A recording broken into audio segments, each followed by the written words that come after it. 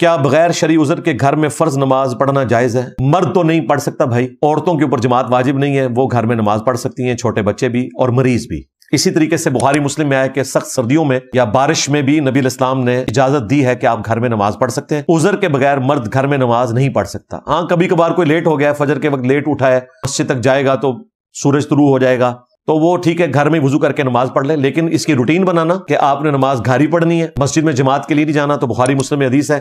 اگر مجھے عورتوں اور بچوں کا خیال نہ ہو میں ان لوگوں کے گھروں کو آگ لگا دوں جو مسجد میں جا کے نماز نہیں پڑھتے۔ اسی طریقے سے صحیح مسلم میں حدیث ہے، ابن مسعود کہتے ہیں کہ نبی الاسلام کے زمانے میں اگر کوئی بیمار بھی ہوتا اور وہ مسجد میں 2 بندوں کے سہارے آ سکتا تو وہ مسجد میں ہی آ کے نماز پڑھتا تھا، اسے منافق شمار نہ کر لیا جائے۔ مرد کے لیے تو بھائی ضروری ہے کہ اس نے مسجد میں نماز پڑھنی ہے، یہ مسئلہ صرف افضلیت یا غیر افضلیت کا نہیں ہے، مرد کے لیے واجب ہے۔ ایک مسلم کمیونٹی کے اندر اگر مسجد موجود ہے تو اس نے مسجد میں ہی آ کے نماز پڑھنی ہے، گھر میں وہ نماز نہیں پڑھے گا۔